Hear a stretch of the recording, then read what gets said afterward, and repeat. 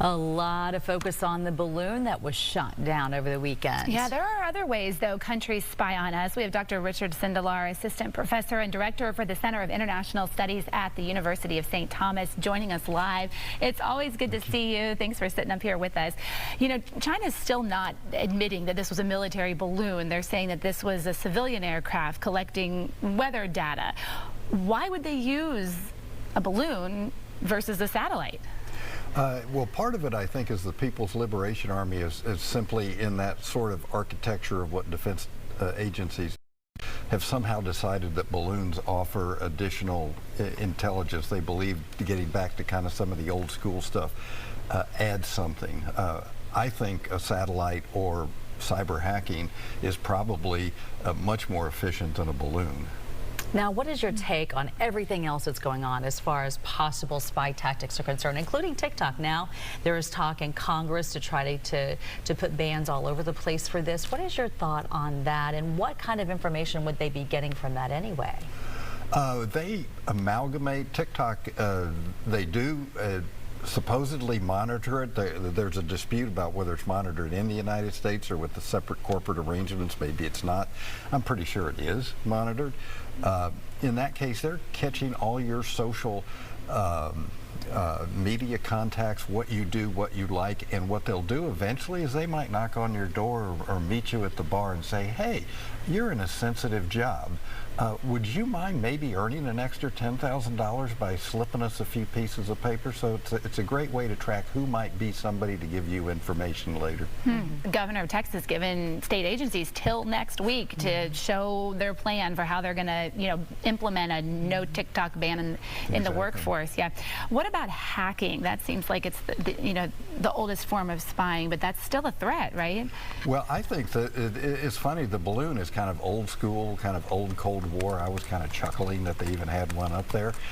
But the big game is cyber security and cyber warfare. Just 3 years ago, just because of that, we rolled out a new cybersecurity degree at the University of St. Thomas, precisely because where the war really is in cyber. Both Henry Kissinger and James Baker at a presentation 4 or 5 years ago here in Houston agreed that we are in a constant cyber war with the Chinese and the Russians, although the Russians are a little distracted now. The other thing, for those who want to see how bad the cyber war is, go and Google cyber attack map, and you will find 6 or 7 different maps that have real-time pings going back and forth with cyber. And I'm not talking about 1 or 2 pings an hour. I'm talking about 30 to 60 a minute. Oh my goodness. Well, that'll scare us. No, it's very exciting to watch one of those things. My goodness. I'll have to look that up now. And it's not just online, though. We keep hearing about these super agents. And what do? You just picture a movie script. You think it's Hollywood. Is that real? And what does that look like? Is that a face in the crowd?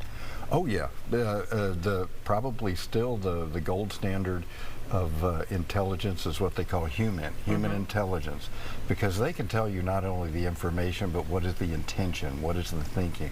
So you always want to have human intelligence. In fact, that's one of the reasons that they shut down the Chinese consulate here in 2020. It was basically an intelligence spy nest of both human intelligence, and they also had equipment to capture electronic emanations. So you're not buying China's argument for a minute that this was just a weather balloon up there collecting weather data, right, Dr. Sindelar? No. Us who live in Hurricane Alley know that the weather balloons that you use for weather are about the size of this table and have a package that's the size of a football. Yeah. So what info were they after? Any sort of transmissions. They're looking particularly for electronic transmissions. They probably thought they might get slightly closer photography of some of our missile bases, although a satellite can read a license plate. So I doubt, in my mind, it was very incremental and probably not worth the trouble it caused, quite frankly. What an interesting conversation, Dr. Sindelar. Always an honor to have you here. Thanks for coming in from University of St. Thomas and breaking it all down. A little frightening, I have to admit, but we're going to remain positive. Thank you. We'll see you soon.